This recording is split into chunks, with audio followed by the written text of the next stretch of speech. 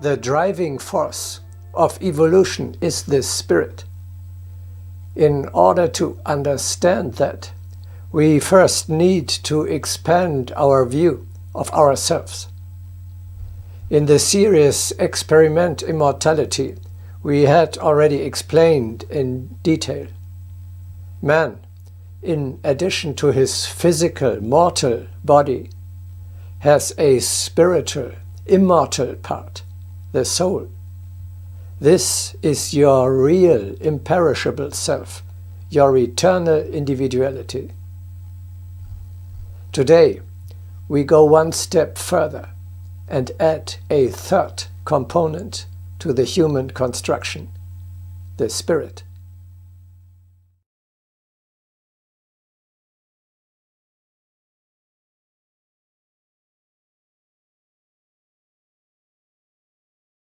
What do you mean by spirit? We are talking about the grain of the spirit or the monad. This divine spark is incorporated in all matter, in minerals, plants, animals, and human beings, as well as in planets, suns, and universes. Thus within me too? Yes, of course. A particle of God dwells in each of us. You too are a pharaoh, a house of God. Nothing in the universe, from the tiniest atom via the most insignificant pebble stone up to the highest stars, is bereft of spirit. It is our wish to remind people that consciousness exists at a far greater depth than they suppose. Minerals also have the embryo of consciousness, but the expression of it is too far removed from humanity.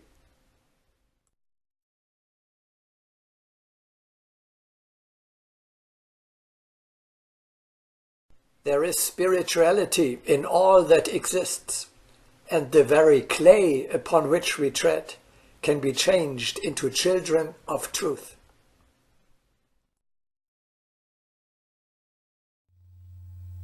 The spirit reveals itself in all creation.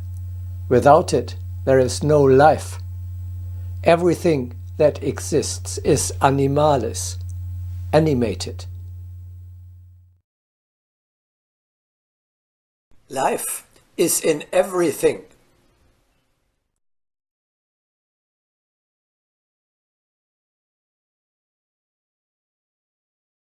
The divine monad is to be found in every mineral, every plant, in every manifestation, as without this fiery grain there is no life.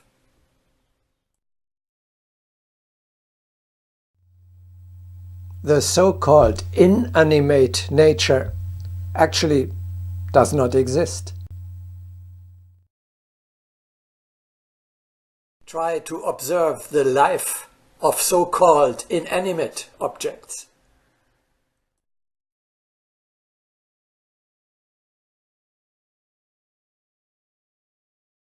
Every molecule of matter is a conscious life on the path of evolution.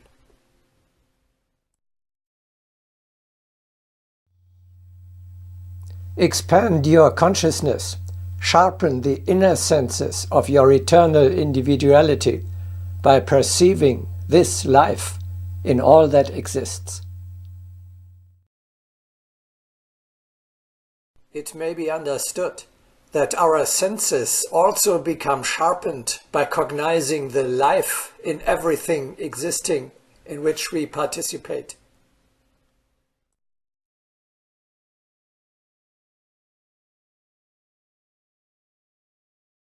The assertion that life is in everything merely expands the horizon.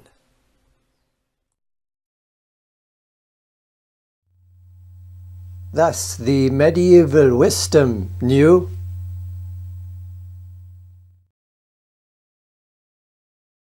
you will understand a stone or a piece of wood only if you perceive God in it.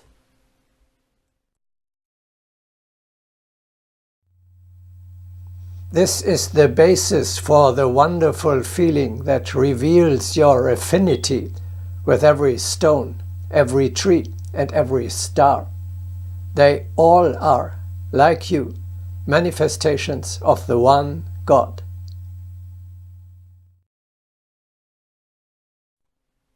Only a very refined spirit will find within himself the courage to acknowledge a brother, even in a rock.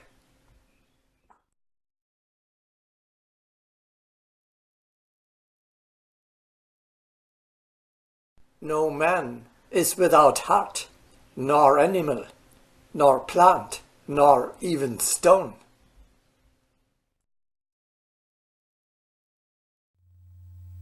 The only difference is the spirit expresses itself relatively more perfectly in matter of higher levels than in lower matter.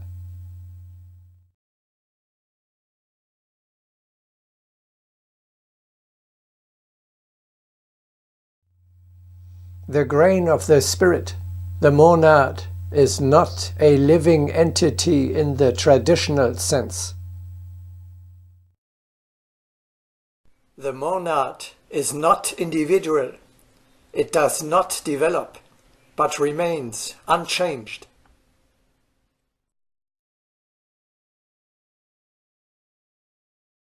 The seed, in its essence, is eternal. It is transposed from one form into another, but it preserves an ineradicable essence. Guard and honor greatly each grain, each seed of life. In it is contained the highest fiery energy.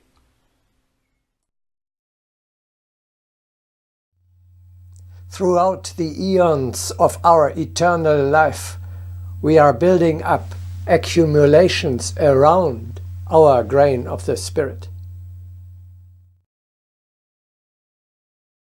The Spirit remains inviolable. The fiery seed of the Spirit maintains its elementary wholeness, because the essence of the elements is immutable. But the emanations of the seed change with the growth of consciousness. One should understand that the seed of the Spirit is a fragment of the element of fire, and the energy accumulated around it is consciousness.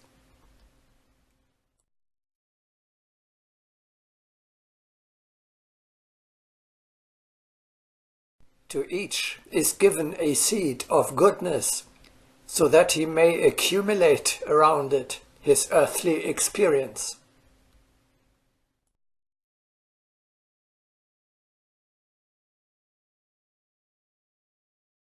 The seed of the Spirit is immutable, but it is clothed in garments that are woven by man himself.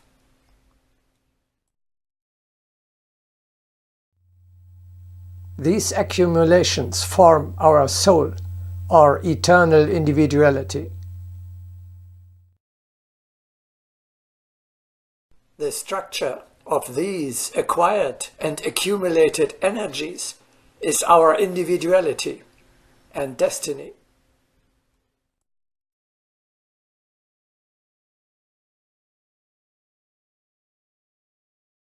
The spirit, or monad, always remains in its primeval purity, whether in an animal or a man, but only the accumulations which are stored up from contact with other energies build an individuality, or, if you prefer, a soul.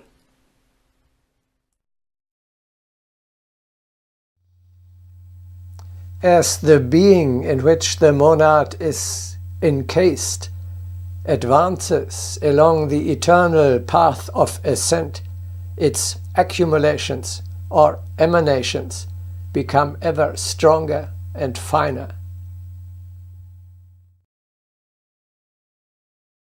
Gradually, Ascending from the simple to the more complex organisms, the monad, or seed of the spirit, remains unchanged in its elementary wholeness. But the emanations from this seed change according to the growth of the consciousness of the organism which has been animated by the seed. Consequently, the more complex and refined is the organism, the richer and more subtle are the emanations of the monad.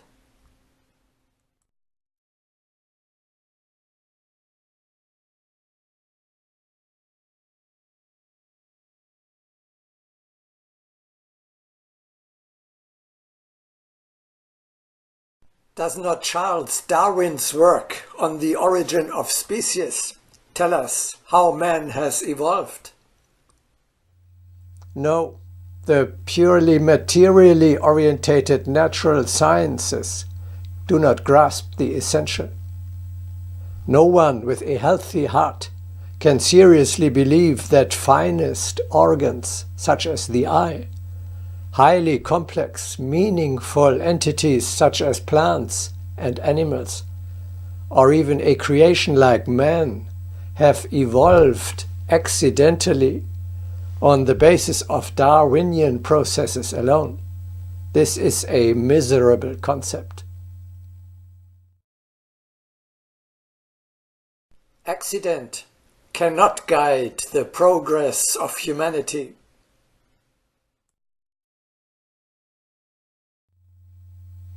If you do not intentionally close your higher inner senses, you must recognize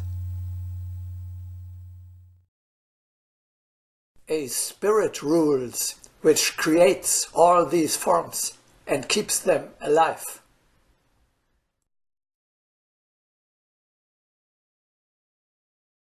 Who then will doubt that in every earthly object is expressed someone's will? Without a will, no earthly object can be created nor set into motion.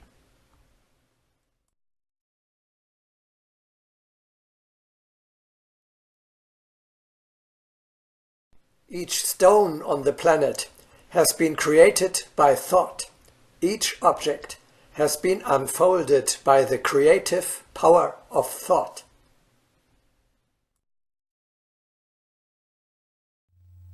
Nothing develops by chance. Everything proceeds according to necessity. Everything forms outwardly into something that it already is on the spiritual plane, according to its innermost nature. The spirit is the engenderer of all that exists and the bearer of what has been engendered.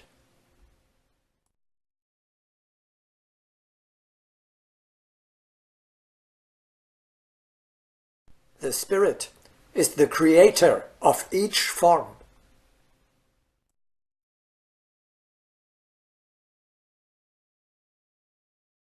Your nails, as distorted and crooked you may have cut them, again and again grow to a particular well-defined form, according to an image which is predetermined by the spirit.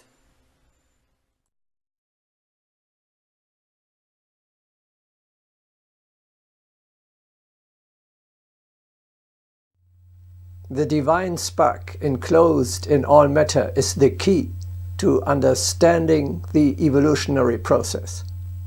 The spirit aims at perfecting, leading up higher and higher, spiritualizing, and finally deifying the substance in which it dwells, man and all other matter. At the beginning of this broadcasting, we were asking for the direction of the development around you, by which you may orientate yourself. Here is it.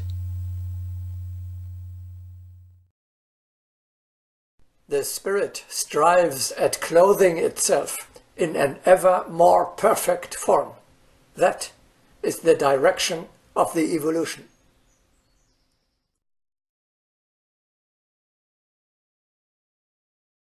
It must be understood that the process toward perfection lies at the basis of evolution.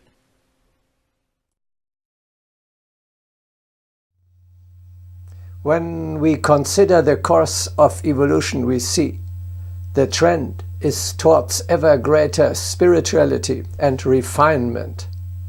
The higher levels are more subtle, more spiritual beings.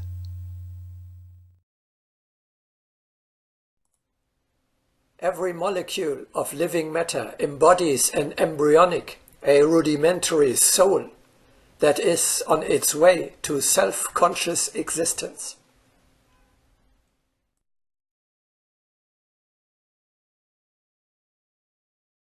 Why does the plant stand above the stone in the evolutionary development, the animal above the plant, and the human being above the animal? This is a very important question. The answer is because on each of the following steps, the inner divine nature, the spirit, expresses itself ever more perfectly in matter. Even the stones and the plants are on their way to mastery. However far they are in the distance, the time will be when they arrive at that point.